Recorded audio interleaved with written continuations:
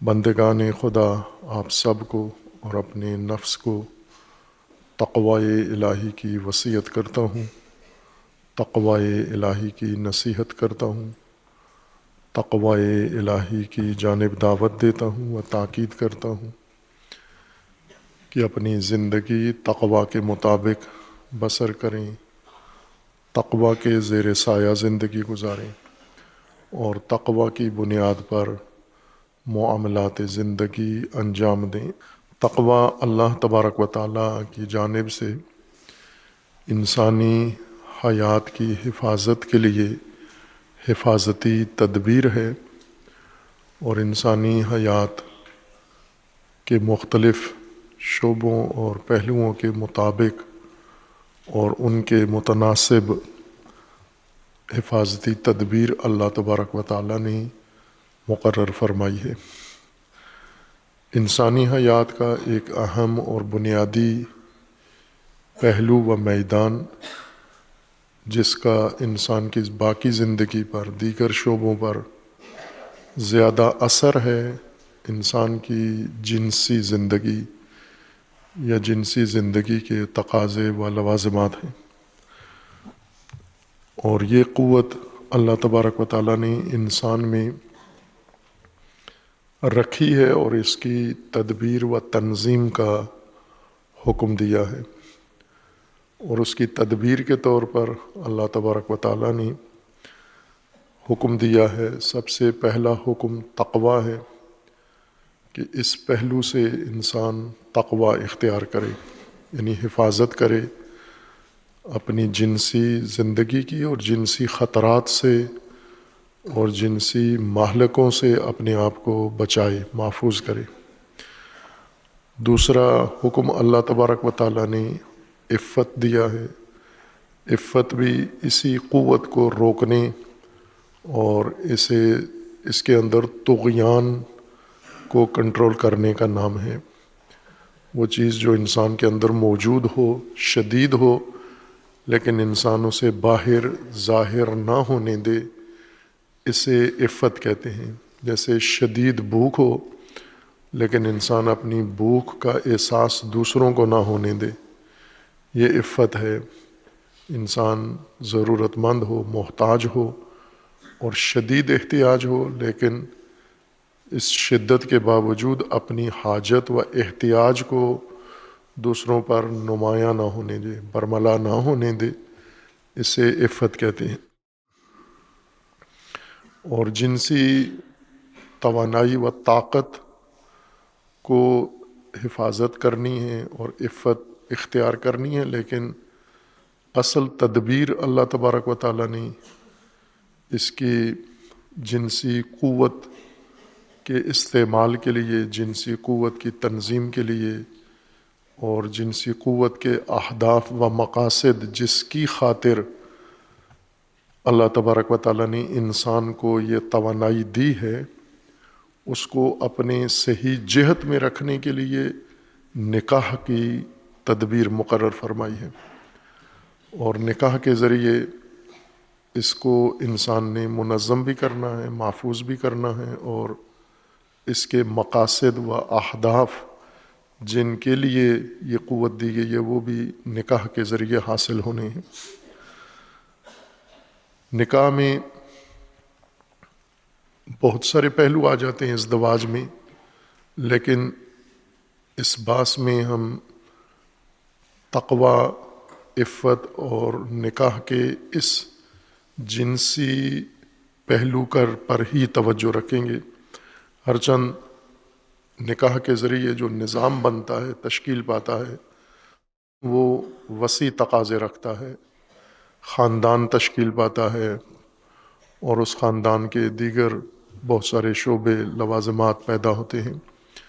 کہ وہ خاندانی باس یا خاندانی نظام کے ضمن میں باس ہو سکتی ہے۔ لیکن جہاں تک نکاح کا تعلق ہے جنسی تنظیم کے لیے یا جنسی توانائی کی تنظیم کے لیے،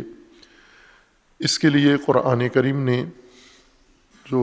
طریقہ مقرر فرمایا ہے کہ انسان جو ہی نکاح کی عمر کو پہنچتا ہے، یعنی جنسی توانائی میں شدت آتی ہے اور اس کے اندر اشتعال آتا ہے تو طغیان سے پہلے پہلے انسان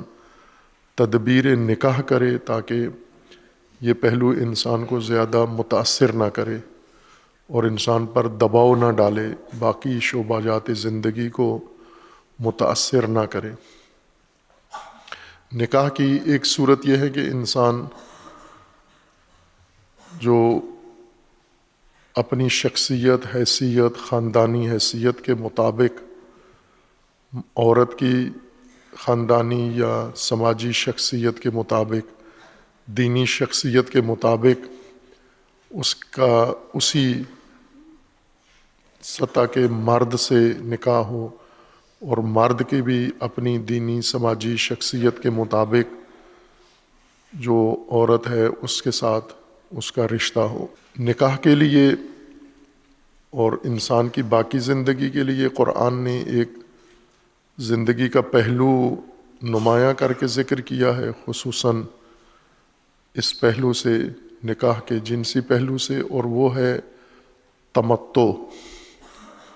کہ تمتع زندگی میں انسان کی ضرورت ہے۔ اور تمتع لفظ متاع سے ہے، متاع اس زاد و توشہ اور سامان سفر کو کہتے ہیں کہ جتنا سفر کرنا ہے طولانی، اتنی مقدار میں انسان کے پاس زاد و توشہ ہو، کھانے پینے کا سامان ہو، رہائش کا سامان ہو، سواری کا بندوبست ہو، جس کے نتیجے میں سفر آسائش اور آرام اور آسانی کے ساتھ بسر ہو، جس میں سختی نہ ہو، شدت نہ ہو، دباؤ اور دشواری نہ ہو۔ اس کو، اس سامان کو متاع کہتے ہیں، متاع حیات دنیا۔ اللہ تبارک و تعالیٰ نے فرمایا کہ یہ دنیا کا متاع ہے، کہ جس سے زندگی یہ دنیاوی انسان کی آسودہ بسر ہوتی ہے، اور آسودگی زندگی میں ضروری ہے، چونکہ انسان کو اللہ تبارک و تعالیٰ نے جس طرح بنایا ہے، خلق کیا ہے، انسان نے اپنے ارادے اختیار سے اپنی زندگی کے فیصلے کرنے ہیں، اور جب ارادہ و اختیار انسان کا درکار ہوتا ہے، انسان کو ذہنی آسودگی کی ضرورت ہوتی ہے۔ تمام ذہنی کام، بلکہ جسمانی کام بھی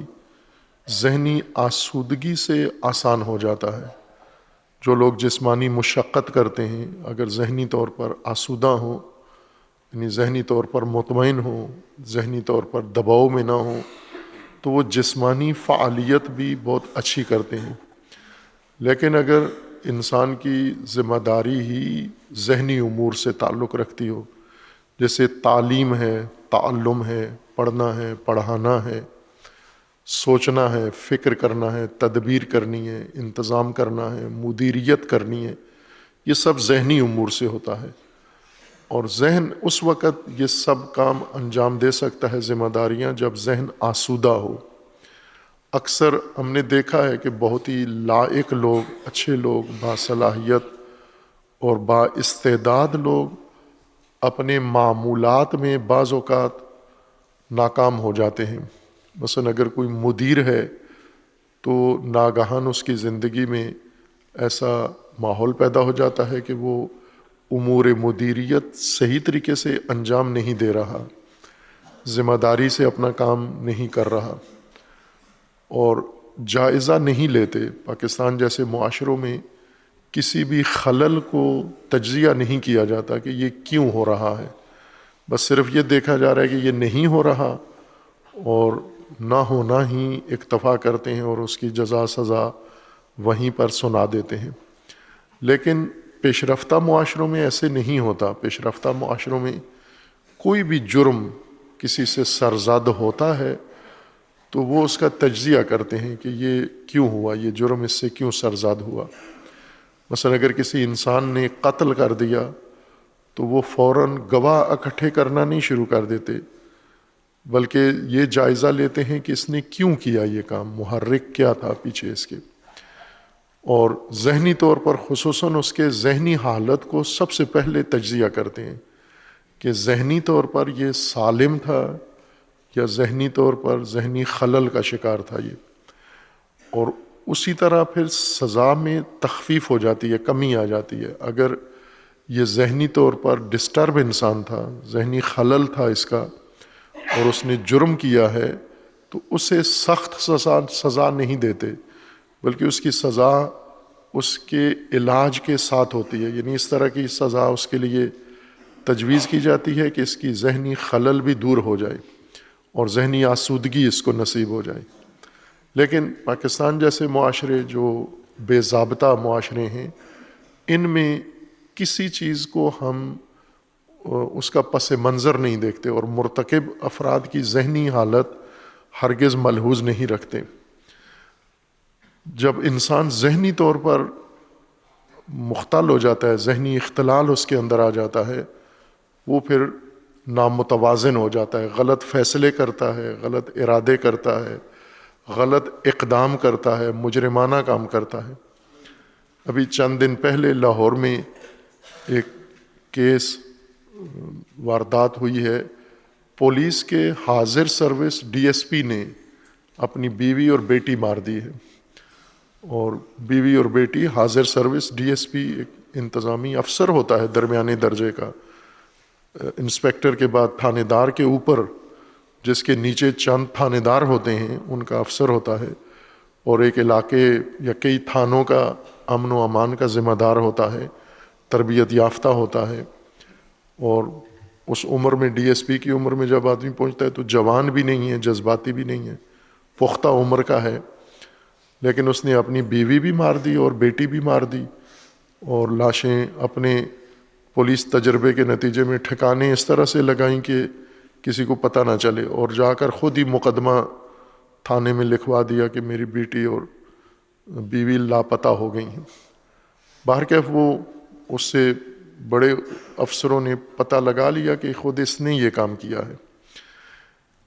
اب کیوں کام اس نے یہ کیا یہ ابھی واضح نہیں ہوا، لیکن ابتدائی جو تاثر دیا گیا ہے کہ گھریلو جھگڑے تھے، گھریلو زندگی اس کی مختل تھی۔ پولیس سروس پاکستان میں اور خصوصاً پنجاب میں یہ سب سے اچھی سروس ہوتی ہے، یعنی اس کے اندر تنخواہ سے زیادہ اوپر جو پولیس کو موقع ملتا ہے کمانے کا تو وہ کماتے ہیں۔ میں شروع میں جب لاہور میں آیا تھا تو ایک مومن کے گھر میں ٹھہرتا تھا، وہ پولیس کانسٹیبل کا گھر تھا، اور وہ بنگلہ تھا، اس میں یہ مومن کرائے پہ رہتا تھا،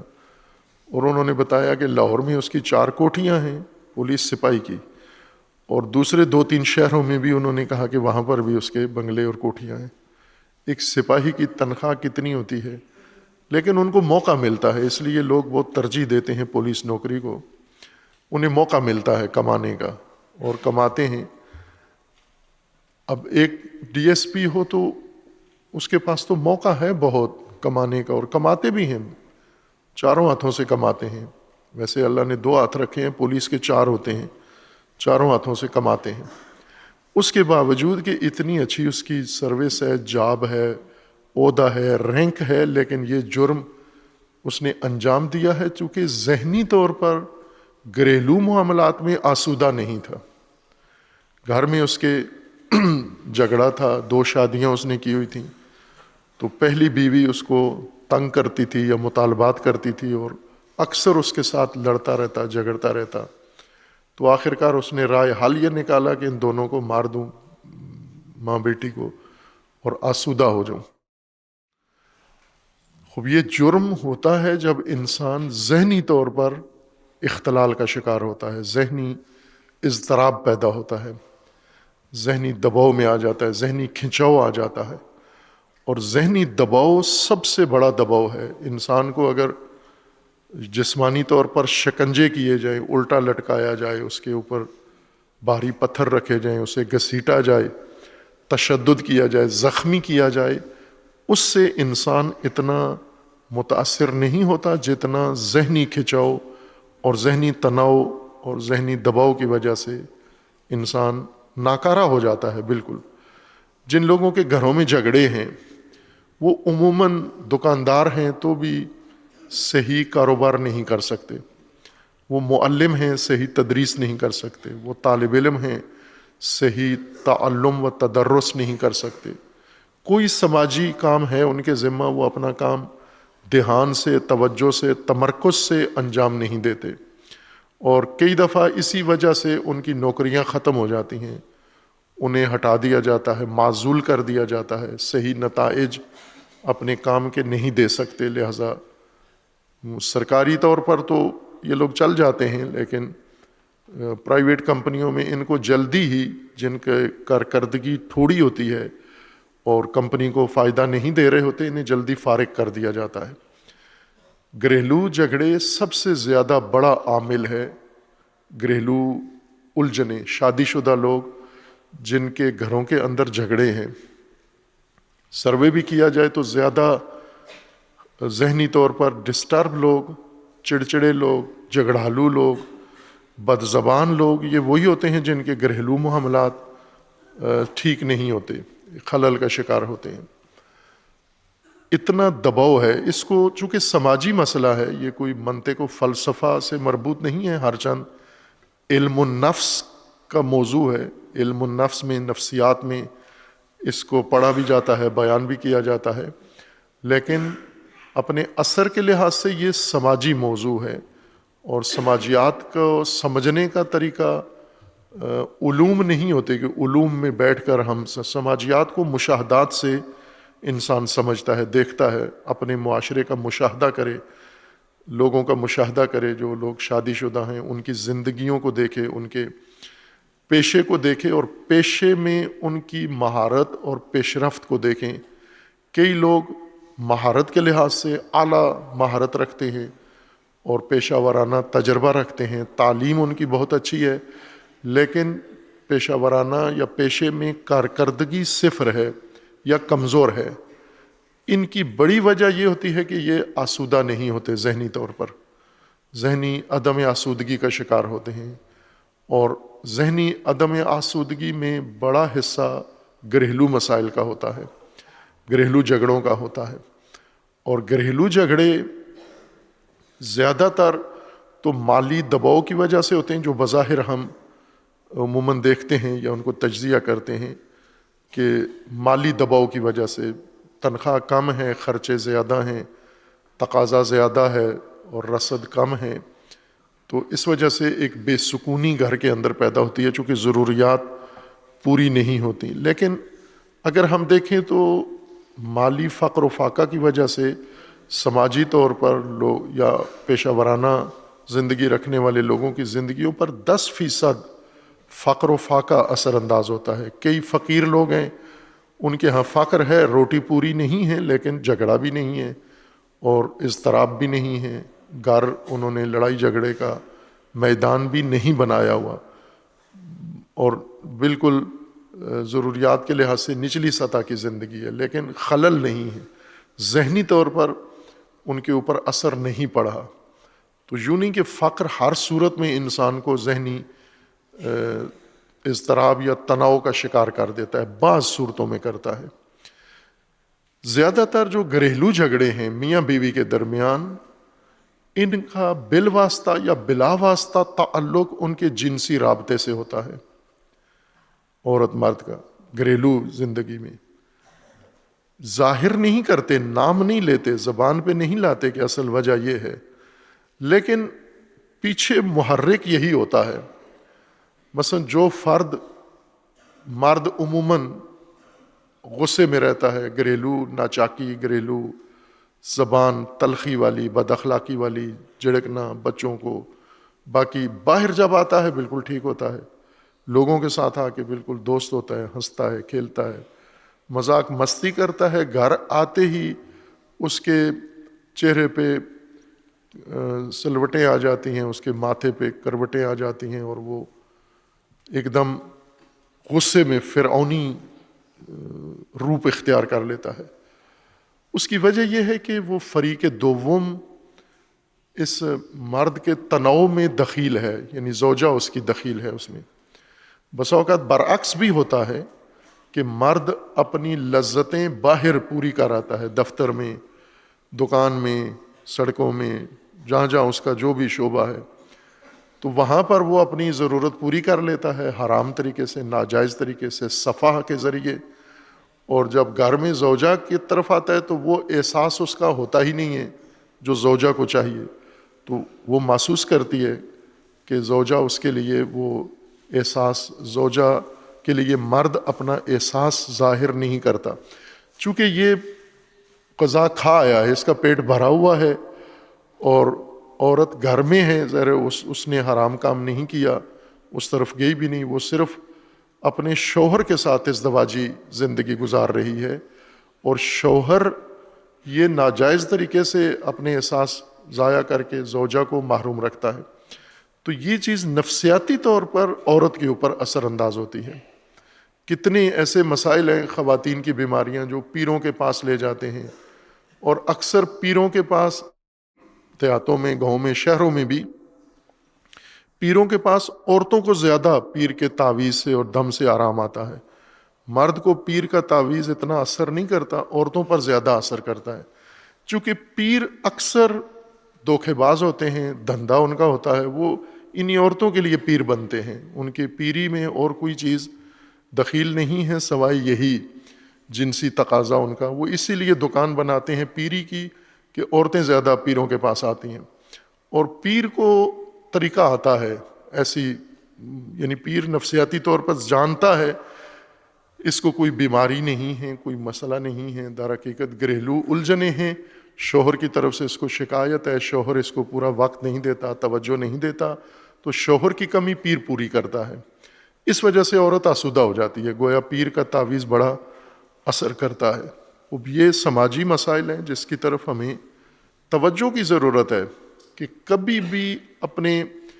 مریضوں کو، عورتوں کو نہ لے کے جاؤ ان پیروں کے پاس. یہ پیر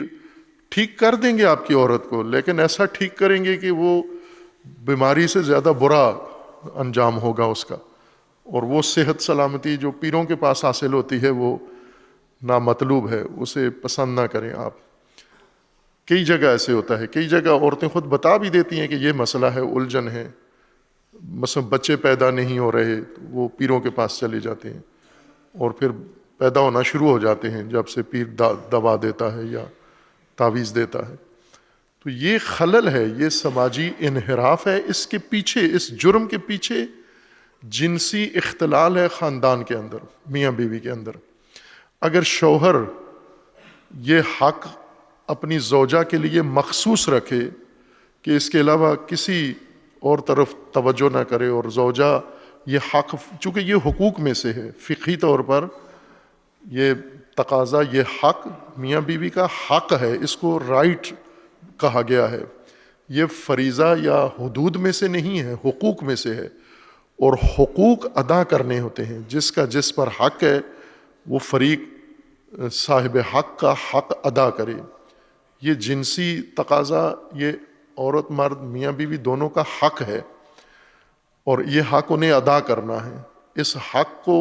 اگر نہیں ادا کرتے تو غاصب شمار ہوں گے، مجرم شمار ہوں گے. روایات میں سخت الفاظ ہیں بہت، یعنی وہ عورتیں جو شوہر کا جنسی تقاضا پوری نہیں کرتیں ان کے بارے میں ہے کہ جب تک وہ یہ حق ادا نہیں کرتیں، یہ روایت میں اہل سنت کی کتابوں میں بھی ہے، شیعہ کتابوں میں بھی یہ روایت منقول ہے، اور رسول اللہ صلی اللہ علیہ وآلہ وسلم سے ہے کہ جب تک یہ حق ادا نہیں کرتیں اس وقت تک مسلسل فرشتے اللہ کے لعنت کرتے ہیں اس کے اوپر جو حق ادا نہیں کر رہی. اس طرح سے سخت ہے. ظاہر الٹ بھی ہے، مرد کے لیے بھی یہی ضابطہ ہے کہ وہ اگر حق ادا نہیں کرتا تو وہ بھی ملعون واقع ہوتا ہے، لعنت اس کے اوپر بھی ہوتی ہے. لعنت کا مطلب یہ ہوتا ہے کہ اللہ کی طرف سے جو ان کے لیے مقرر برکتیں ہیں، عنایتیں ہیں، نعمتیں ہیں، وسائل ہیں، وہ رک جاتے ہیں. اور اکثر پھر ان کی زندگیوں سے اکثر لوگ کہتے بھی ہیں کہ محنت کر رہے ہیں، برکت اٹھ گئی ہے. برکت نہیں ہے، ایسے ہی ہے، اللہ برکت اٹھا لیتا ہے، اور درآمد ہوتے ہوئے بھی ان کا یہ نظام صحیح نہیں چلتا چونکہ حق ادا نہیں کرتے. قریب ترین حق، نزدیک ترین حق میاں بیوی کا ہے، پھر اولاد کا ہے، پھر والدین کا ہے، پھر باقی کا ہے. سب سے شادی شدہ انسان کے لیے قریب ترین حق میاں بیوی کا ہے. خوب اس آسودگی کو مد نظر رکھ کر قرآن کریم نے، اللہ تبارک و تعالیٰ نے انسان کی زندگی کے لیے تمتع کو لحاظ کیا ہے کہ زندگی متمتع ہونی چاہیے، آسودہ ہونی چاہیے، یعنی ایسی زندگی ہو جس میں دونوں صورتوں میں آسودگی وسائل پورے ہونے سے ہوتی ہے، لیکن یہ لازمی نہیں ہے کہ وسائل زندگی پورے ہیں تو تمتع بھی حاصل ہے۔ ہیں ایسی مثالیں آپ کو بھی پتہ ہوں گی، ممکن ہے خود آپ کا گھر اسی گھرانے میں سے ہو، مثال بنا ہوا ہو کہ جہاں وسائل زندگی پورے ہیں لیکن تمتع نہیں ہے، آسودگی نہیں ہے۔ وسائل کا ایک حد تک دخل ہے آسودگی میں، تمتع میں، اس لیے ان تمام وسائل کو قرآن نے متاع الحیات قرار دیا ہے کہ یہ آسودگی کے وسائل ہیں، یہ آپ کے پاس ہونا ضروری ہیں، اور مرد کی ذمہ داری ہے کہ وہ متاع حیات دنیا، وسائل زندگی گھر میں اپنے لیے، زوجہ کے لیے، بچوں کے لیے فراہم کرے۔ اور اسی طرح چونکہ آسودگی، ذہنی آسودگی بنیاد بنتی ہے گھریلو آسودگی کے لیے اور جسمانی آسودگی کے لیے، فکری آسودگی کے لیے، ذہن آسودگی کا منبع، آسودگی کا مرکز دل ہے اور ذہن ہے۔ بے چینیوں کا مرکز بھی دل ہے، ذہن ہے، اضطرابات بھی دل میں پیدا ہوتے ہیں، اور اطمینان، آسودگی بھی دل میں پیدا ہوتی ہے۔ دل خزانہ ہوتا ہے، اور دل سے پھر باقی زندگی کے شعبوں میں آسودگی، اطمینان یا اس کے متضاد اضطرار اور اضطراب منتقل ہوتا ہے۔ ذہنی اختلال کا شکار، ذہنی بے نظمی کا شکار لوگ، ان کے کاروبار بھی بے نظم ہو جاتے ہیں، ان کے پیشے بھی بے نظم ہو جاتے ہیں، اور ذہنی آسودگی کے شکار انہیں کوئی مشکل پیش نہیں آتی۔ مثلا ہم وہ طلاب جو یونیورسٹیوں میں ہیں، کالجوں میں ہیں، اور بعض ایسے ہیں جو بہت ذہین ہیں لیکن امتحان ان کا بہت کمزور ہوتا ہے، نتیجہ ہمیشہ کمزور ہوتا ہے۔ کئی چیزیں سبب ہوتی ہیں، لیکن ایک بڑا سبب ایک ذہین طالب علم کے نتیجے میں کمزوری کا اس کا ذہنی آسودگی نہ ہونا ہے۔ ذہنی اضطراب اور ذہنی اختلال کی وجہ سے اس کے اندر یہ کمی رہ گئی ہے۔ اس کے بجائے متوسط استعداد والا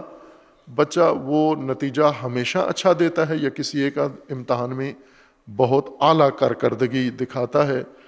اس اعلیٰ کارکردگی میں استعداد بھی دخیل ہے، لیکن استعداد کے ساتھ ساتھ آسودگی بھی دخیل ہے۔ تمام حیات میں اور زندگی کے مختلف کاموں میں، خصوصاً جن کا گہرا تعلق ذہنی امور اور قلبی امور سے ہے۔ بس تمتع انسان کی زندگی کے لیے، صحت کے لیے، سلامتی کے لیے تمتع ضروری ہے۔ جتنے متمتع لوگ ہیں،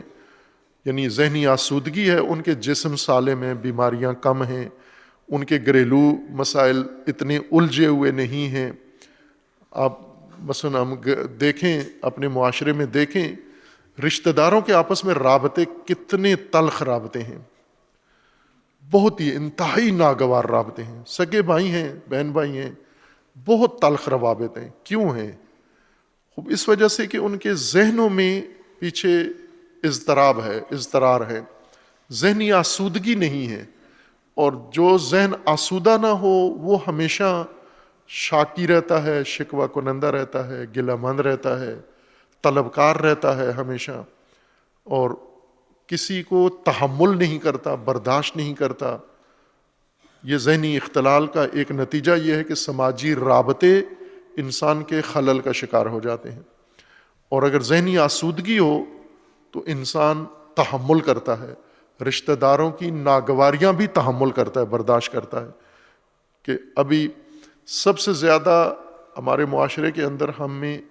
عدم تحمل رشتہ داروں کی باتوں سے ہے۔ مثلا ایک دوست یہی بات کرے وہ برداشت ہو جاتی ہے، رشتہ دار یہی بات کرے برداشت نہیں ہے، فوراً طیش میں آ جاتا ہے آدمی۔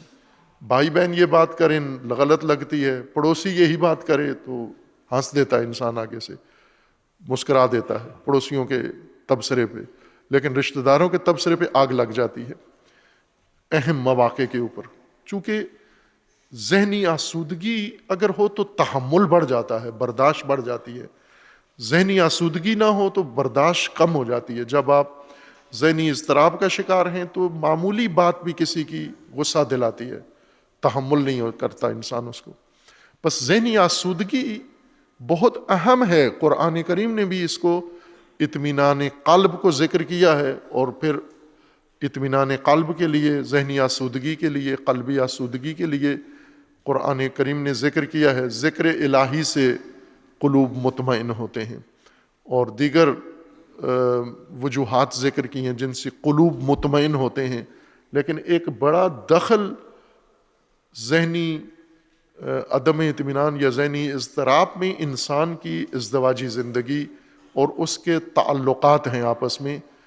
پہلے شروع میں آغاز بحث میں جب سورہ ہود کی آیہ کریمہ جس کی مناسبت سے یہ بحث ہم نے شروع کی ہے، قوم لوط کا معاملہ، کہ جب حضرت لوط کے پاس فرشتے آئے، ملائکہ آئے مجسم ہو کر، تو قوم لوط ان کے دروازے پر اکٹھی ہو گئی اور انہیں کہا کہ ہمارے حوالے کریں. حضرت لوط نے انہیں کہا شادیاں کرو، نکاح کرو، تقوی اختیار کرو اور نکاح کرو. تو انہوں نے دونوں سے انکار کر دیا کہ نہ تقوی اختیار کرنا ہے نہ نکاح کرنا ہے، بلکہ یہ مہمان ہمارے حوالے کرو جنسی بہرہ روی کے لیے. وہاں سے یہ بات شروع ہوئی تھی ہماری. خوب اسی میں ہم دیکھیں کہ بعض اوقات انسان کو بہت ساری چیزیں میسر ہیں، لیکن جنسی بنیاد انسان کی زندگی کی خلل کا شکار ہے، اور جس سے بڑے بڑے معاشرتی جرائم پیدا ہوتے ہیں. اسی وقت بحث کے آغاز میں حوالہ دیا تھا کہ 3 دانشور مغربی ایسے ہیں جن کا آج کے انسانی معاشرے پر سب سے زیادہ اثر ہے. 3 دانشور، ایک ان میں سے زگمنڈ فرائڈ ہیں جنہوں نے نفسیاتی دنیا میں اپنے فرضیے نظریے پیش کیے ہیں، اور دوسرا کارل مارکس ہیں جنہوں نے معاشی طور پر نظریہ اور فرضیہ پیش کیا ہے، اور تیسرا دانشور مغربی جس کا نظریہ علم و سائنس کہلاتا ہے لیکن ہے نہیں. تینوں کے فرضیے ہیں، تینوں سائنسدانوں کے فرضیے ہیں، مفروضے ہیں. لیکن یہ مفروضے جب غلام قوموں میں آتے ہیں تو سائنس اور نظریے اور فلسفے بن جاتے ہیں، جبکہ یہ فرضیے ہیں. علمی دنیا میں فرضیے سے آگے کچھ بھی نہیں ہے، مفروضہ ہے بس، یعنی اس کے اوپر کوئی تجربہ یا گواہ یا شاہد موجود نہیں ہے. تیسرا ہے چارلز ڈارون، جس نے زیست شناسی میں،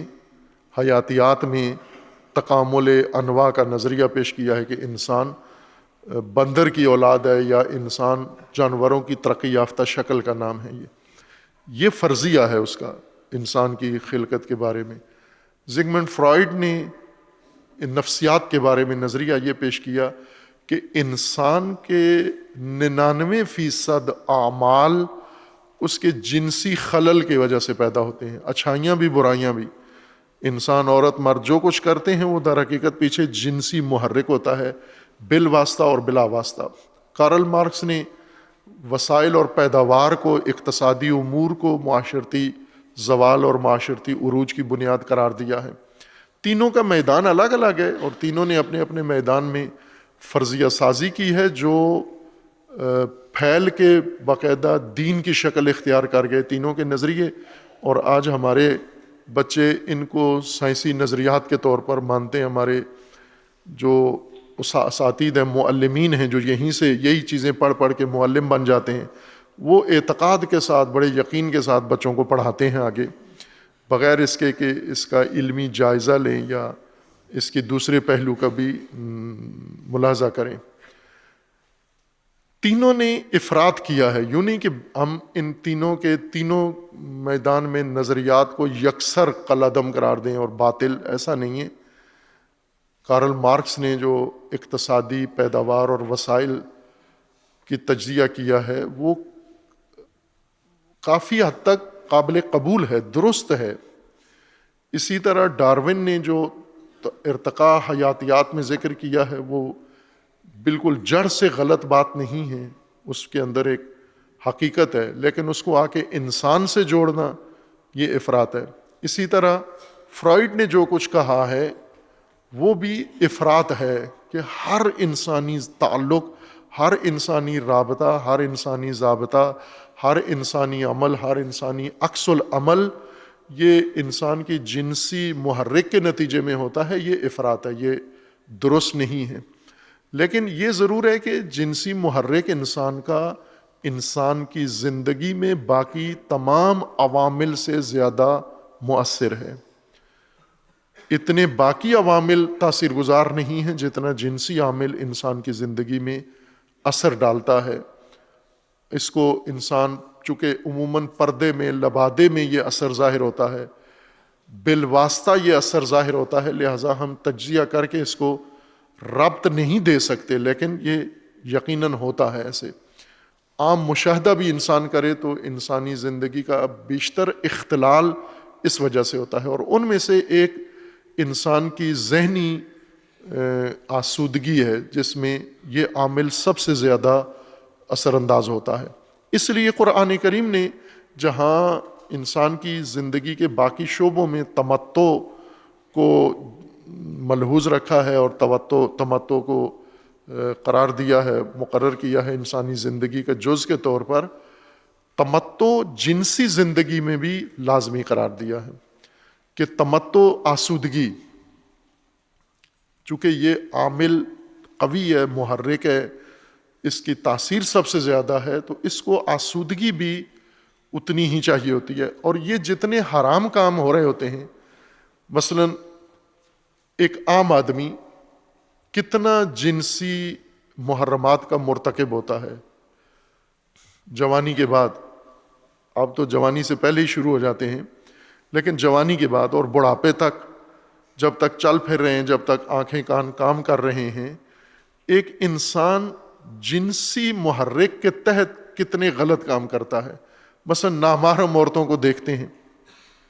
تصاویر دیکھتے ہیں، فلمیں دیکھتے ہیں اور ویڈیو دیکھتے ہیں، غلط ویڈیو دیکھتے ہیں، کتابیں پڑھتے ہیں، اسی طرح کے جنسی جوک سنتے سناتے ہیں، گانے گاتے ہیں، رقص ڈانس کتنا ہوتا ہے۔ آپ لاہور کا سروے کر لیں، آپ کو پاکستان کا اندازہ ہو جائے گا کہ لاہور میں رقص و ڈانس مجرے کتنے ہوتے ہیں، اور اس میں مومنین کتنے متمتع ہوتے ہیں۔ اس میں مختلف مناسبتوں سے، مذہبی مناسبتوں سے مومنین بھی اس طرف آتے ہیں۔ سب سے زیادہ جو لطف انسان اٹھا رہا ہوتا ہے، لذت اٹھا رہا ہے، یعنی ذہنی آسودگی و قلبی سکون تلاش کر رہا ہے، موسیقی میں، رقص اور ڈانس میں، منشیات میں، شراب نوشی، چرس، بھنگ، ہیروئن، اس کے ذریعے سے ذہنی آسودگی حاصل کرتے ہیں، اور نامحرم کے ساتھ روابط اور تعلقات۔ آپ جائزہ لے لیں، مثلا کسی پیر کا یا کسی مذہبی روحانی شخصیت کا جائزہ لیں، اب تو میڈیا نے سب راز فاش کر دیے ہیں ان کے۔ مرد ایک جائے پیر صاحب کے پاس، تو پیر صاحب مرد کو کس طرح سے ملتے ہیں، بات چیت کیسی کرتے ہیں، اور عورت چلی جائے پیر صاحب کے پاس تو پیر کا رویہ دیکھنے والا ہوتا ہے۔ مولانا مفتی بھی ایسے ہی ہیں، اگر مرد چلا جائے مسئلہ پوچھنے تو کہاں بٹھاتے ہیں اور کس لہجے میں بولتے ہیں، اور اگر عورت چلی جائے تو کہاں بٹھاتے ہیں۔ مثلا مرد چلا جائے تو سامنے والی کرسی پہ بٹھاتے ہیں، اور عورت چلی جائے تو ساتھ والی کرسی پہ اس کو بٹھاتے ہیں۔ آپ میڈیا پہ دیکھ سکتے ہیں تصاویر اس طرح کی، بڑے بڑے پارسا لوگوں کی۔ چونکہ ایک غیر شعوری طور پر مرد، پیر ہو، عالم ہو، فاضل ہو، وہ دانشور ہو، معمولی ہو، جو بھی ہو، مذہبی غیر مذہبی، مرد تو ہے نا، جس روپ میں بھی چلا جائے وہ ہوتا مرد ہے اندر سے۔ جب مرد ہے تو کشش، عورت پرکشش ہے اس کے لیے، اور جو ہی عورت اس کے سامنے آتی ہے تو یہ چیز بھی غیر شعوری طور پر آ جاتی ہے۔ لہٰذا ان کے رویے دیکھیں کہ پیر کے پاس جب عورت چلی جائے تو وہ اس کو باقاعدہ جب تک اس کے پورے جسم پہ ہاتھ نہ پیر پھیر دے وہ سمجھتا ہے کہ صحیح روحانیت منتقل نہیں ہوئی، اور مرد آ جائے تو اس کو ایک فرلانگ دور بٹھاتا ہے کہ وہیں بیٹھے رہو، پیر صاحب احتیاط کرتے ہیں، پیر صاحب کو ڈاکٹر نے کہا ہے کہ لوگوں کے ساتھ زیادہ قریب نہیں ہونا. اس لیے اس کو سکون ملتا ہے، تسکین ملتی ہے. مرد کے جب عورت قریب ہو، آپ خود تجربہ کر لیں، آپ کو ایک مرد بہت اچھی باتیں کرے آپ کے ساتھ، عزت احترام صاحب جناب، اور آپ پر اس کے مرد کے احترام کا کیا اثر ہوتا ہے. اور یہی باتیں اگر عورت کرے آپ کے حق میں کہ آپ بہت ہی اعلیٰ شخصیت ہیں، بڑے خوبصورت ہیں، بڑے آپ اچھے ہیں، یہ 4 جملے عورت کہہ دے، پھر اپنا معائنہ کروائیں، ECG کروائیں جا کے آپ کہ آپ کی کیا حالت ہے ابھی عورت کے چند جملوں کے بعد. یہ جو اسپتالوں میں نرسیں ہیں، عورتیں، نرس مرد بھی ہوتا ہے، عورتیں بھی ہوتی ہیں، میل فیمیل، لیکن ہمارے ہاں نرس عورت کے لیے مختص ہو گیا ہے. یہ بہت دقیق نفسیاتی شاید بنیاد پر انہوں نے انتخاب کیا ہے کہ نرسنگ عورتیں زیادہ اچھی کرتی ہیں، اور عموماً مرد ڈاکٹر کے ہاتھوں ٹھیک نہیں ہوتے، نرس کے ہاتھوں ٹھیک ہو جاتے ہیں. یہ کیفیت ہے مرد کی. اگر مرد ٹیکا لگائے تو اس کو بہت درد ہوتا ہے، لیکن عورت ٹیکا لگائے مرد کو تو وہ کہتے ہیں پتہ ہی نہیں چلا آپ نے کیسے لگایا. خوب یہ غیر محسوس طور پر مرد کے اندر یہ آسودگی ہے، یعنی یہ تمتع ہے. یہ تمتع ان راستوں سے حاصل کر رہا ہے، اسپتالوں میں جا کے، بازاروں میں جا کے، اور باقی مثلا دکان پہ چلے جائیں آپ، مرد چلا جائے، آپ تجربہ کر لیں، مرد چلا جائے، ریٹ آپ کو 50% زیادہ ریٹ بڑھا کے پیش کرے گا. آپ بہت اصرار کریں تو ناگواری کے ساتھ 10 روپے کم کر دے گا آپ سے، وہ کہے گا لینا ہے تو لینے تو نکل جاؤ دکان سے. لیکن اگر عورت آ جائے تو اس کو 50 روپے کی چیز 5 روپے میں بھی دے دے گا. یہ چونکہ وہ باقی وصولی کیسے کرتا ہے، 50 روپے کی چیز 5 روپے میں 45 روپے کیسے وصول کرتا ہے، وہ تمتع سے وصول کرتا ہے، وہ نگاہ سے، بات چیت سے،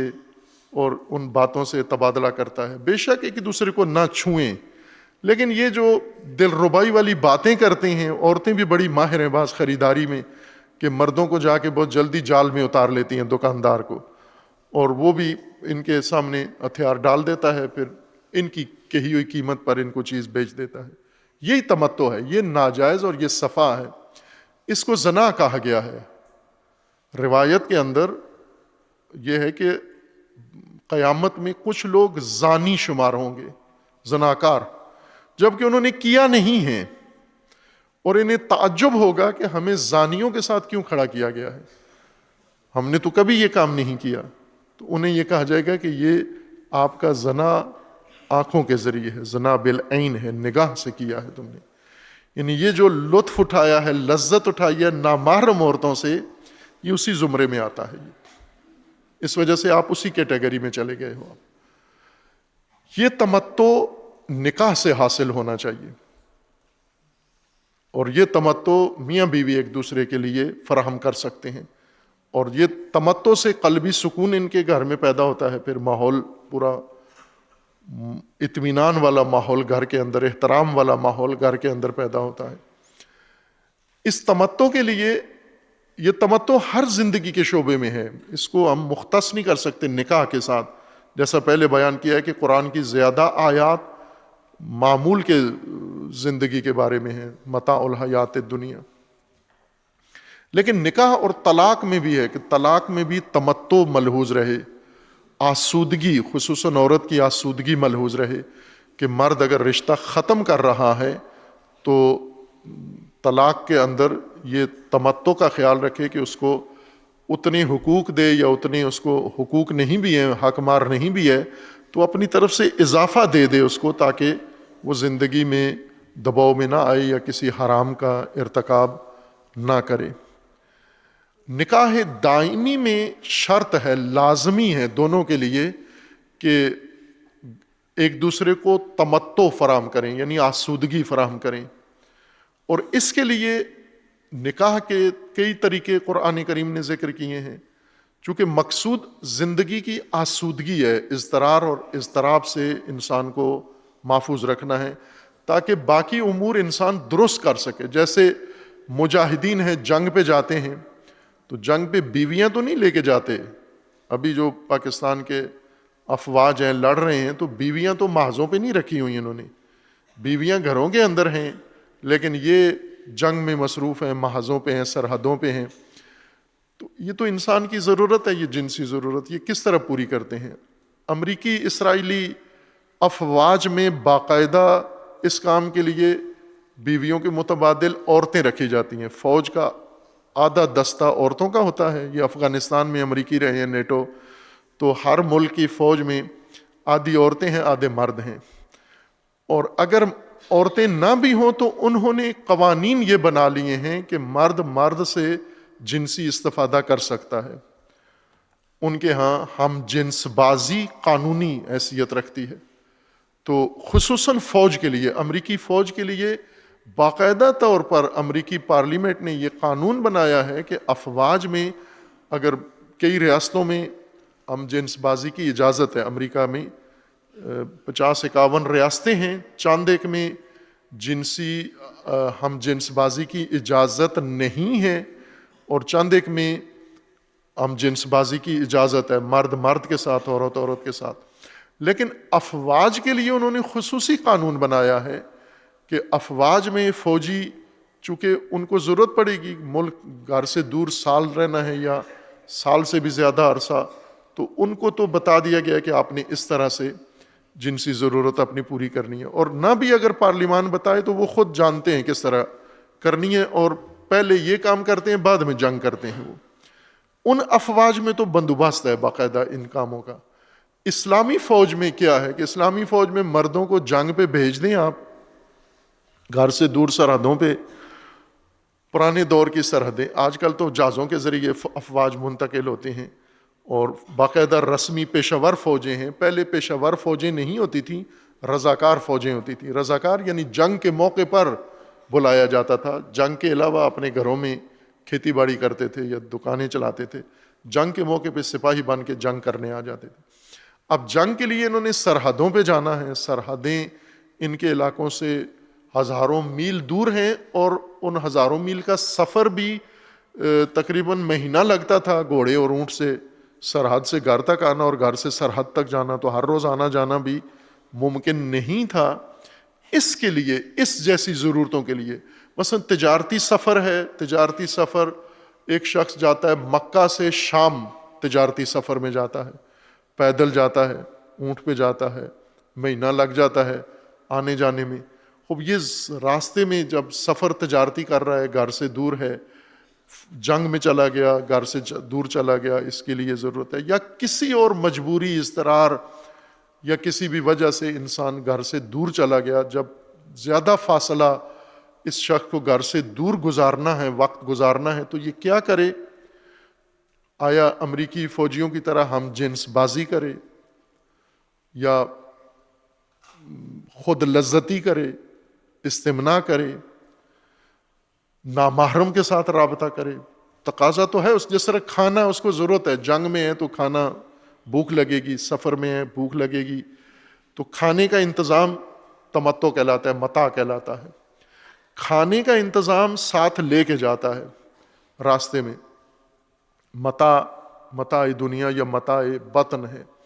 لیکن یہ متاع, تمتع, ذہنی آسودگی جو جنسی قوت کے تقاضے کے نتیجے میں چاہیے اس کو, یہ کیسے حاصل کرے, آسودگی کیسے پیدا کرے؟ اس کے لیے قرآن نے ایک نکاح, اور قرآن کریم نے نکاح منظور کیا ہے, اور رسول اللہ صلی اللہ علیہ وآلہ وسلم نے اس کی اجازت دی ہے, بلکہ اس کی رہنمائی کی ہے اور اس کی تاکید کی ہے کہ ضرورت کے وقت آپ یہ کام کرو وہاں پر, سرحدوں پر یا سفر میں, دور دراز کے سفر میں. اور وہ موقت نکاح ہے, جس نکاح کا وقت مقرر ہے. دائمی نکاح یعنی موت تک, جب تک زندہ ہیں یہ نکاح اگر چلانا چاہیں تو چلا سکتے ہیں, رکھنا چاہیں رکھ سکتے ہیں, لیکن اگر ختم کرنا چاہیں تو طلاق کے ذریعے ختم ہوگا. لیکن ایک اور نکاح ہے, وہ یہ کہ آپ اس نکاح کو انجام دو اور یہ وقت معین کے لیے یہ نکاح کرو گے, کہ زیادہ فقہ میں اس کے لیے لفظ متعہ اس کے لیے مختص ہو گیا ہے. یہ فقہی اصطلاح ہے, قرآن نے ایک دفعہ اس کے لیے لفظ تمتع استعمال کیا ہے، فَمَسْتَمْتَعْتُمْ، یہ اس کے لیے ایک ہی دفعہ یہ تعبیر آئی ہے۔ باقی جو جتنی قرآن کی اصطلاحیں ہیں وہ باقی امور میں متاع و متعہ و تمتع کا ذکر آیا ہے، اور یہ اس کے لیے ہے کہ جو آپ نے ایک معاوضے کے بدلے میں، ایک رقم کے بدلے میں، سفر میں، حضر میں، اضطراب میں، اختلال میں، یا جنگ کے دوران گھر سے دور حرام سے بچنے کے لیے آپ کو یہ اجازت دی گئی ہے کہ آپ یہ نکاح کریں، اور اس کی شرائط رکھی گئی ہیں فقہ میں، روایات میں اس کی شرائط ہے، اور یہ رسول اللہ صلی اللہ علیہ وآلہ وسلم کے زمانے میں خصوصاً غزوات میں رائج چیز تھی۔ صحابہ یہ کام کرتے تھے اور چھپاتے بھی نہیں تھے، علنی کرتے تھے، سب کو پتہ ہوتا تھا کہ فلاں نے یہ نکاح کیا ہے، مثلا موقت نکاح کیا ہے، اور وہ نکاح جب وقت آتا ہے تو وہ خود ہی ختم ہو جاتا ہے، لیکن اگر وقت سے پہلے آپ ختم کرنا چاہیں تو بھی آپ طلاق کی ضرورت نہیں ہوتی اس کو، وہ ایکسپائر ہو جاتی ہے، ڈیٹ ایکسپائر ہو جاتی ہے۔ جیسا میں نے پچھلے ہفتے اشارہ کیا تھا کہ پاکستان کے میڈیا نے ایک انڈین کسی ایکٹریس کی زبانی یہ نقل کیا، اس نے کسی شو میں، ٹی وی شو میں یہ بات کی تھی کہ ایکسپائری ڈیٹ والی شادیاں ہونی چاہیے، تو جس پر ان کے ہاں متضاد عمل ہوا، یعنی کسی نے قبول کیا، کسی نے اعتراض کیا، کسی نے کیا ہندو رسم و رواج کے تحت۔ اور اب پاکستانیوں نے اپنی دلچسپی کی خبر نقل کرتے ہیں، ساری نہیں ذکر کرتے، مجھے نہیں معلوم وہ بس وہاں کیا پہنچی، کہاں پہنچی، کس کس نے حصہ لیا نہیں لیا، لیکن وہ جو میں نے وہ خبر پڑھی تو میں نے یہ احساس کیا کہ ان کو کوئی بتائے کہ یہ ہے ایکسپائری ڈیٹ کی شادی ہے، باقاعدہ دین میں، اسلام میں موجود ہے۔ وہ غیر مسلم ہیں اور انہیں احساس ہو رہا ہے کہ ایک شادی، ایک شک ایسی بھی ہونی چاہیے جس میں لوگ شادی کریں اور اس کی ڈیٹ معین کریں، اور البتہ اس نے اضطرار اور سفر اور جہاد اور جنگ کے زمانے کے لیے نہیں کہا، ویسے معمول میں بھی کہا کہ شادی اس طرح کی مضبوط عقد باندھ دیتے ہیں، موت تک اس کو چلانا پڑتا ہے ہر قیمت پر، تو یہ ختم ہونی چاہیے کسی ایک جگہ پر، یا رینیو ہونی چاہیے، تجدید ہونی چاہیے، جیسے ایگریمنٹ ہے، اور تمام سوشل ایگریمنٹ ان کی ڈیٹ ہوتی ہے، پھر ایکسپائر ہوتے ہیں، پھر انہیں دوبارہ تجدید کیا جاتا ہے، رینیو کیا جاتا ہے۔ تو اس کی یہ تجویز تھی کہ شادی بھی ایک ایگریمنٹ ہے، یہ ایگریمنٹ رینیویبل ہونا چاہیے تاکہ انسان جو زندگی گزری اس کا جائزہ لے لے اور اگلی کے لیے پھر فیصلہ کر لے۔ خوب قرآن کریم نے اس طرح کی اجازت دی ہے ہمیں کہ آپ ایک موقت معین ڈیٹ کی نکاح کر سکتے ہیں، اس ڈیٹ آنے پر وہ خود ہی ختم ہو جائے گا، آپ اس کو رینیو کر سکتے ہیں، دوبارہ نکاح پڑھ لیں آپ، موقت نکاح۔ یہ سستی شادی یا آسان شادی ہے، چونکہ اس میں وراثت نہیں ہوتی، اس میں حقوق نہیں ہیں، اس میں باقی جو دائمی نکاح کی شرائط ہیں وہ نہیں ہوتی اس میں۔ البتہ اگر اولاد ہو جائے وہ مرد کی ہوتی ہے، وہ اس کے لیے دائمی نکاح کی اولاد اور موقت نکاح کی اولاد دونوں میں کوئی فرق نہیں ہوتا۔ ایک تمتع کے لیے قرآن نے تیسری چیز بھی مومنین کے لیے روا رکھی ہے، جائز رکھی ہے، اور اس پر خاموشی ہے، چونکہ وہ کسی فرقے نے اس کو انکار نہیں کیا اور کسی فرقے نے اس کو اپنایا نہیں ہے، اور وہ ہے کنیز۔ یہ بھی قرآن کے اندر ہے، جو انہی آیات کے اندر کئی دفعہ اس کا ذکر آیا ہے۔ ما ملکت ایمانکم، یعنی جو تمہاری ملک یمین ہیں، وہ عورتیں جو تمہاری ملکیت ہیں، جس طرح مرد تمہاری ملکیت ہیں کچھ، اسی طرح پہلے زمانے میں تھا، عورتیں بھی ملکیت تھیں، جو جنگ میں قیدی کے طور پہ پکڑی جاتی تھیں، اسیر، یا جو خریدی جاتی تھیں، اور یہ تھیں رسول اللہ صلی اللہ علیہ وآلہ وسلم کے گھر میں بھی کنیزیں تھیں، اہل البیت کے گھر میں کنیزیں تھیں، اور کئی اہل البیت علیہ السلام میں ائمہ اطہار نے ان کنیزوں سے شادیاں بھی کیں، ان کنیزیں تھیں، ان کی ملکیت تھی، انہیں آزاد کر کے پھر ان سے ازدواج کی اور ان سے اولاد بھی ہوئی۔ یعنی ایک رائج چیز جو شریعت مقدسہ نے جس کو جائز قرار دیا، ہر چند روشن فکر طبقہ اس پر معترض ہے کہ یہ اسلام نے کیوں جائز قرار دیا۔ انسان جو انسانیت کی تکریم کا دین مذہب ہے، اس نے ملکیت کو جائز کیوں قرار دیا؟ اور خصوصاً کنیزوں کے ساتھ نکاح کے بغیر، کنیزوں کے ساتھ ازدواجی تعلق نکاح کے بغیر کر سکتے ہیں آپ۔ اب جن لوگوں کو اعتراض ہے عقد موقت پر، وہ اس پر اعتراض نہیں کرتے کہ کنیز کے ساتھ بغیر عقد کے آپ، یعنی مالک جو بھی اس کا مالک ہے اور یہ عورت اس کی ملکیت ہے، تھی، اب تو نہیں ہے، تھی اس کی، تو یہ بغیر نکاح کے اس کے ساتھ جنسی تعلق قائم کر سکتا ہے۔ اس کا جواز کیسے آ گیا؟ آپ سنیں بڑے بڑے اکابرین علماء اہل سنت، خصوصاً ڈاکٹر اسرار احمد صاحب نے، کہ کلپ بھی موجود ہیں، سنے ہوں گے اس موضوع پر آپ نے، کہ وہ بھرپور دفاع کرتے ہیں کہ یہ بہترین دین کا حکم تھا۔ روشن فکر کہتے ہیں یہ صحیح نہیں ہے، نہیں ہونا چاہیے تھا، اور اس کو اسلام کو اجازت نہیں دینی چاہیے تھی، عورت کی توہین ہے اس میں کہ بغیر نکاح کے آپ اس کے ساتھ ازدواجی تعلق قائم کریں۔ لیکن وہ اس کے دفاع میں، چونکہ حکم قرآن ہے، جب حکم قرآن ہے تو مومن مجبور ہے اس کا دفاع کرنے پر۔ اگر بغیر نکاح کے کنیز کے ساتھ آپ جنسی تعلق قائم کر سکتے ہو، چونکہ قرآن نے اجازت دی ہے، تو پھر کس کو حق ہے اس پر اعتراض کرے؟ وہ اعتراض کرنے والا ہوگا کون؟ کم از کم مسلمانوں کی نگاہ میں وہ کون ہوگا جو قرآن کریم کے کسی حکم کو جھٹلائے اور یہ کہے کہ میں اسے نہیں مانتا یا یہ غلط ہے؟ یہ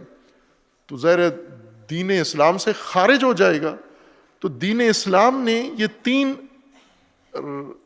رابطے یا 3 تعلق رکھے ہیں، نکاح دائمی، نکاح موقت اور بغیر نکاح۔ تینوں طرح سے یہ جائز شرعی طریقے ہیں، لیکن بغیر نکاح کے تعلق وہاں ہے جہاں وہ آپ کی ملکیت ہو، ملک یمین ہو، آپ نے وہ کنیز خریدی ہو مرد نے، یا مرد کو وراثت میں ملی ہو، یا مرد کو جنگ میں کفار کے ساتھ، مشرکین کے ساتھ جنگ میں وہ ہاتھ لگی ہو، تو اس صورت میں بغیر نکاح کے آپ اس کے ساتھ تعلق قائم کر سکتے ہیں۔ تو بغیر نکاح والا قبول ہے، لیکن موقت نکاح والا قبول نہیں ہے، اور اس کے لیے عجیب عجیب تعبیریں فرقہ وارانہ تعصب کی وجہ سے کرتے ہیں۔ دراصل یہ عقد موقت، جس کو فقہ میں اور اس فرقہ وارانہ باس میں متعہ کہا جاتا ہے، قرآنی اصطلاح میں متعہ آسودگی ہے انسانی زندگی کی ہر شعبے کے لیے، لیکن خصوصاً نکاح میں بھی قرآن کریم نے اس کو، استمتاع کو مد نظر رکھا ہے کہ میاں بیوی دائمی نکاح والے ہیں تو بھی متعہ ان کی زندگی کا تقاضا ہے، وہ ضرورت ہے اور حق ہے۔ یعنی مرد کا حق ہے کہ عورت سے تمتع حاصل کرے، اور عورت کا حق ہے کہ مرد سے تمتع حاصل کرے۔ یہ متعہ ان کے لیے جائز قرار دیا گیا ہے، بلکہ لازم قرار دیا گیا ہے، دائمی عقد جن کا ہوا ہے، چونکہ نکاح ہوا ہی اسی آسودگی کی خاطر ہے، اس کے لیے ہے، تو یہ آسودگی ان کا قرآنی حق ہے۔ موقت عقد رکھا ہے ان صورتوں میں کہ جب انسان دائمی عقد نہیں کر سکتا، جیسے سفر میں ہے، جہاد میں ہے، اضطرار میں ہے، یا مالی طور پر وہ پورے حقوق ادا نہیں کر سکتا، لیکن یہ ضرورت ہے اس کی، اس کے لیے موقت عقد رکھا ہے۔ اور متعہ سب میں ہے، تمام انواع عقد میں ہے، اور خصوصاً ملک یمین میں بغیر نکاح کے تمتع کر سکتے ہیں آپ وہاں پر۔ خوب، یہ قرآنی مبنی ہے، قرآنی دین ہے، قرآنی نظریہ ہے انسان کی جنسی زندگی کو نظم دینے کے لیے۔ لیکن جس طرح نکاح دائمی سے لوگ غلط فائدہ اٹھاتے ہیں، کتنے لوگ ہیں، کتنی عورتیں ہیں جنہوں کا کاروبار ہے، بزنس ہے یہ، کہ نکاح کرتی ہیں، دائمی نکاح، حق مار دبا کے لکھواتی ہیں، اور پھر اس کے بعد چند دن کے بعد حق مار وصول کر کے طلاق لے لیتی ہیں، اور پھر نیا نکاح جا کے یا عدت گزار کے یا عدت گزارے بغیر نیا نکاح کر لیتی ہیں۔ ریکارڈ ہولڈر پاکستان میں بہت ساری عورتیں ہیں جنہوں نے 50 نکاح دائمی کیے ہیں، نکاح کیا ہے، پھر ابھی بھی خبروں میں چلتا رہتا ہے بعضوں کے داستان، اور بعض مومنین بھی ممکن ہے ایسی عورتوں کے حصار میں آئے ہوں، کہ ان کے قریب ہوئی ہیں، ان کے وارے نیارے گئی ہیں اور پھر انہیں پھنسا کے نکاح دائمی کر کے حق مار وصول کر کے پھر طلاق دے دی جا کے کورٹ سے یا کسی جگہ سے. تو اس سے غلط فائدہ تو اٹھایا جا رہا ہے اور اٹھا سکتے ہیں. اسی طرح کوئی بھی جو شرعی صورت ہے اس سے ناجائز فائدہ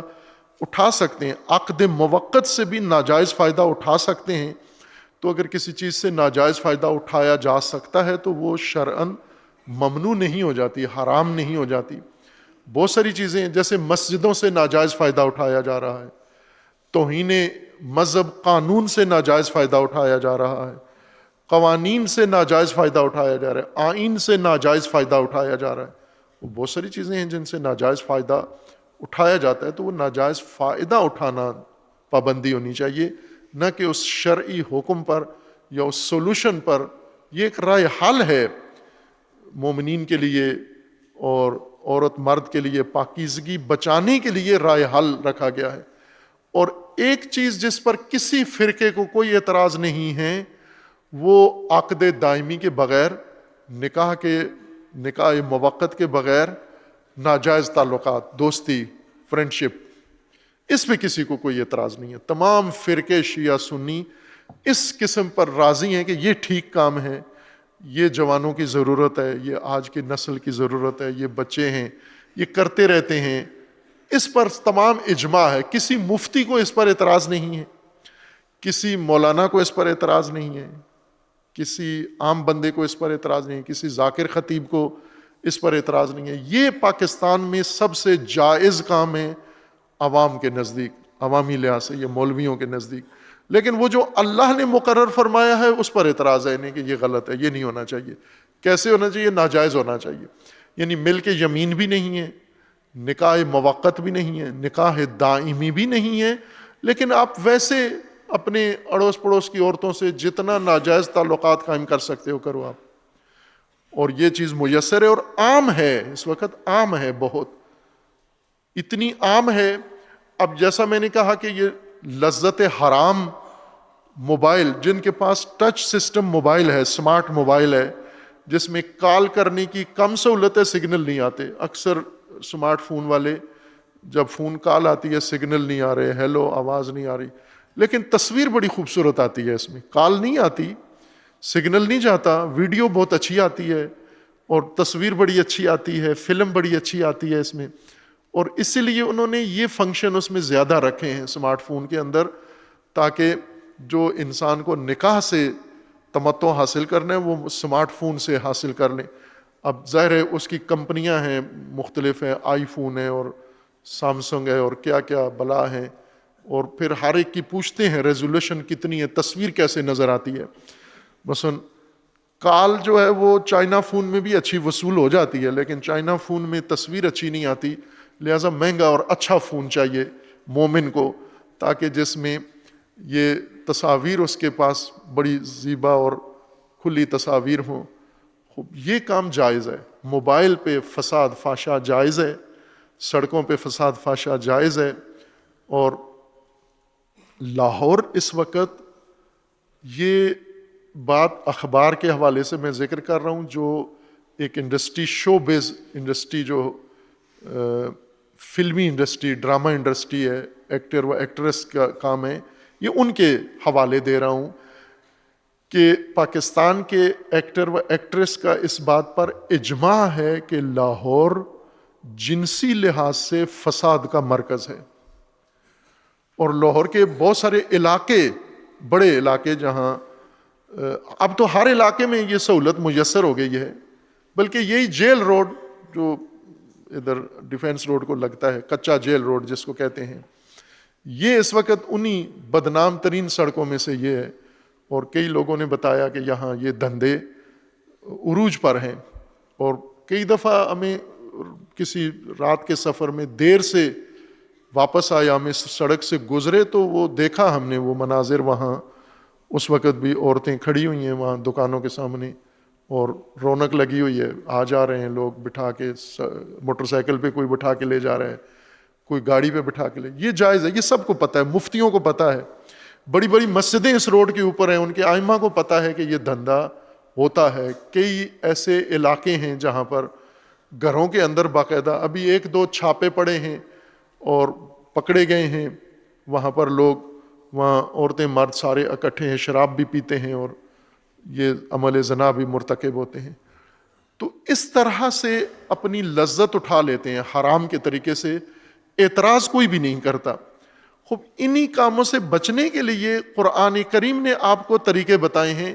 کہ نکاح ضرورت ہے اور جنسی تسکین نکاح سے ہی حاصل ہوتی ہے. تو نکاح کریں آپ, نکاح کے کیٹیگریز بنا دی ہیں, اور اگر وہ فل پیکج والا نکاح نہیں مقدور آپ کے لیے تو یہ ہاف پیکج والا نکاح کر لیں آپ, جس کو اس انڈین کے بقول ایکسپائری ڈیٹ والی شادی, چاہیں تو رینیو کرتے جائیں چاہیں تو ختم کر دیں اس کو, لیکن وہ بھی کھیل کے لیے یا لذت کے لیے یا محض ایک جنسی ہوس بازی کا ذریعہ نہیں ہے, بلکہ جنسی گناہ سے روکنے کا ذریعہ ہے, نہ کہ جنسی ہوس بازی کا. ممکن ہے کوئی اس کو ذریعہ بنا لے ہوس بازی کا, لیکن مقصد اس کا قرآن کریم نے ذکر کیا ہے تاکہ مومن معاشرہ پاکیزہ ہو اور اس کے اندر اس طرح کا ارتکاب نہ موبائل کے ذریعے گناہ ہو, نہ سڑکوں پر گناہ ہو, نہ گھروں میں گناہ ہو, اور نہ ہی کالجوں یونیورسٹیوں میں یہ گناہ ہو. یہ فرینڈ شپ سے روکنے کے لیے قرآن نے ان کے لیے یہ شادی کا یا نکاح کا آپشن رکھا ہے. تو فرینڈ شپ سے تو بہتر ہے پھر بھی, یا دیگر جو مفاسد ہیں ان سے تو بہتر ہے یہ کام کرنا, یہ لذت دوسروں کی عورتوں سے لذت اٹھانا, اس سے تو بہتر ہے کہ آپ نکاح کریں. ممکن ہے دائمی نکاح کے ساتھ ضرورت تعدد ازدواج کی جو ضرورت ہے, تعدد ازدواج, ایک سے زیادہ شادیاں, خوب ایک سے زیادہ شادیاں کی ہوئی ہیں, کئی لوگ ہیں انہوں نے کی ہوئی ہیں, چھپ کے کی ہوئی ہیں, کچھ نے کھل کے کی ہوئی ہیں, ایک سے زیادہ شادیاں. اگر ضرورت ہے, یہ نہیں کہ چونکہ ایک عورت آ گئی ہے جال میں تو اب مجھے کر لینی چاہیے اس سے شادی, کوئی پھنس گئی ہے, نہ, اگر ضرورت ہے آپ کی شادی, اگر ایک ازدواج سے مرد نہیں مطمئن ہے تو دوسری شادی کر سکتا ہے, تیسری کر سکتا ہے, 4 تک اجازت ہے, لیکن اس کی بہت سخت شرائط ہیں تعدد ازدواج کی. ان شرائط کو ایرانی قوم بہت اچھے طریقے سے بیان کرتے ہیں. ایرانی ماحول میں, تہذیب میں, فارسی میں دوسری شادی تیسری شادی کی شرائط کو آسان لفظوں میں یا کہیں لاہوری زبان میں وہ اس کو بیان کرتے ہیں کہ دوسری شادی کے لیے مرد کے اندر کتنی شرائط ہونی چاہیے. تو وہ کہتے ہیں بیسک شرطیں 2 ہیں مرد کے اندر. ایک یہ ہے کہ اس کے اندر شیر کا جگر ہونا چاہیے دوسری شادی کے لیے, اور دوسری شرط یہ ہے کہ گدھے کی کھوپڑی ہونی چاہیے اس کی, کہ گدھے کی کھوپڑی اور شیر کا جگر ہو تو دوسری شادی کرے. تو ہم نے کسی ایرانی بزرگ سے ایسے مذاق میں کہا تھا کسی مولانا کے بارے میں کہ یہ دوسری شادی کرنا چاہتے ہیں, تو انہوں نے کہا ایک شرط تو پائی جاتی ہے ان میں, دوسری نہیں ہے. تو میں نے کہا وہ جو پائی جاتی ہے کیا ہے, جو نہیں پائی جاتی؟ کہا کہ شیر کا جگر نہیں ہے ان کا, دوسری شرط پائی جاتی ہے ان میں. تو واقعاً یہ ہے کہ اگر انسان دوسری شادی کرتا ہے تو اس کی سخت شرائط ہیں, بہت سخت شرائط ہیں. یہ تو مذاق میں کہا, سخت شرائط یہ کہ اس کو عدل قائم کرنا ہوگا آپ کو, جو ناممکن ہے وہ عدل. یعنی آپ کو دونوں بیویوں کے لیے مساوی ٹائم میں مسکرانا ہوگا. ایک کے لیے 5 منٹ مسکرائے ہو, دوسری کے لیے بھی اتنا ٹائم مسکرانا ہوگا. اگر ایک یوں نہیں ہے کہ ایک کے لیے 7 منٹ ایک کے لیے 5 منٹ, عادل نہیں رہو گے آپ, عدالت سے خارج. جو پروٹوکول اس کا ہے, پیکج اس کا ہے, وہی اس کا ہو. جس لہجے میں اس کو خطاب کرتے اسی لہجے میں اس کو, جتنا ٹائم اس کے لیے, جتنے وسائل اس کے اتنے اس کے, بالکل تول کے, اور ڈیجیٹل ترازو پہ تول کے, نہ کہ بھاٹ والے منڈی والے پہ, ڈیجیٹل پر بالکل, جہاں پر 1 گرام کا حساب ہوتا ہے. وقت تقسیم کرنا ہوگا آپ کو ہر چیز. مثلا فون کال ایک کو کی ہے دوسری کو بھی کرنا ہوگی آپ کو, ایک کو میسج کیا ہے تو دوسری کو بھی میسج کرنا ہوگا آپ کو, ایک کو گفٹ دیا ہے دوسری کو بھی گفٹ دینا ہوگا, ایک کے سسرال میں جا کے آپ نے کوئی کام کیا دوسری کے سسرال میں بھی جا کے وہی کام کرنا ہوگا. تو ظاہر ہے کہ خر کی کھوپڑی ہو تو یہ کام کر سکتا ہے آدمی, ورنہ کیسے کرے گا, کوئی نہیں کر سکتا. تو وہ ایک شادی ہی اگر شرائط کے تحت ہو تو ضرورت پوری ہو سکتی ہے برف. لیکن پھر بھی شریعت مقدسہ نے یہ گنجائش رکھی ہے کہ مرد آگے 4 شادیاں تک جا سکتا ہے، لیکن وہ 4 شادیوں کا شرائط پوری کرنا ہر مرد کے بس میں نہیں ہے، یہ ناممکن ہے۔ بہرکیف یہ بات اس سے زیادہ بھی ہے، لیکن ہم چاہیں گے یہیں پر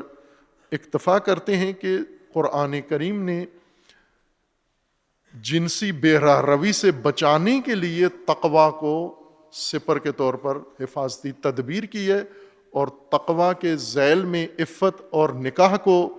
لحاظ کیا ہے کہ انسان نکاح کے ذریعے اپنے آپ کو محفوظ بنائے اور اس بیماری میں مبتلا نہ ہو جس میں قوم لوط مبتلا ہوئی تھی اور قوم مسلمان اور آج کی ساری نسل مبتلا ہو گئی ہے اور ہو رہی ہے۔ پاکستان میں قوم لوط کا عمل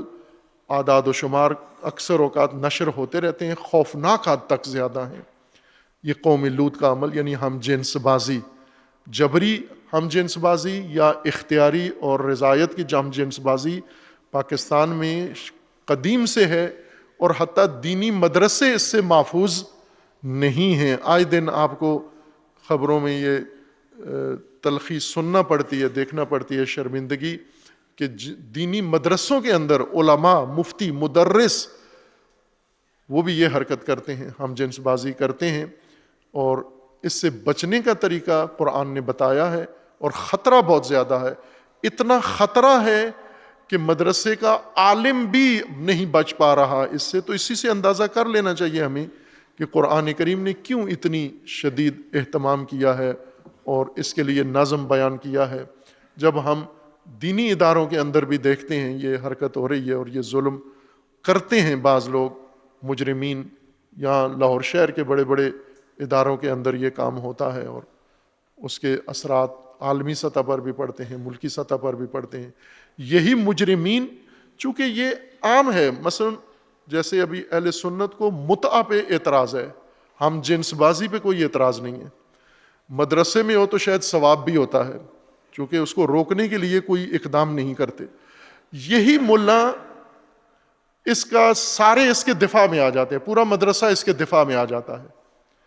پورا سسٹم اس کے دفاع میں آ جاتا ہے۔ مثلا دیوبندی اگر ملا نے یہ کام کیا ہے، دیوبند مذہب سارا اس کے دفاع میں آ جاتا ہے۔ بریلوی نے کیا ہے،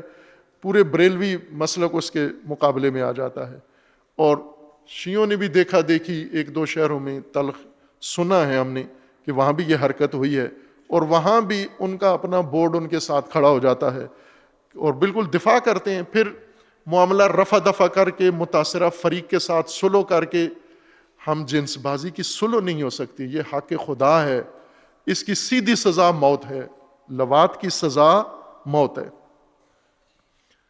لیکن اس کو معاملے کو رفع دفع کر کے وہ دوبارہ سٹیج پہ آ جاتا ہے، دوبارہ مسجد میں، دوبارہ مدرسے میں پڑھانا شروع کر دیتا ہے۔ پھر یعنی اس پہ کوئی اعتراض نہیں ہے، بس یہ متعہ نہیں ہونا چاہیے، چونکہ شیعہ کے ہاں اس کو جائز سمجھا جاتا ہے، اس لیے یہ نہیں ہونا چاہیے۔ باقی ہر چیز، مجرے ہوں، ڈانس ہوں، رقص ہوں، زنا ہو، ناجائز تعلقات ہو، فرینڈشپ ہو، ہم جنس بازی ہو، اس پہ کوئی فتویٰ نہیں ہے، اس پہ کوئی مناظرہ بھی نہیں ہے۔ صرف عقد موقت پہ سوئی اٹک گئی ہے آ کے کہ یہ نہیں ہونا چاہیے۔ خوب آپ یہ ناروا چیزیں جو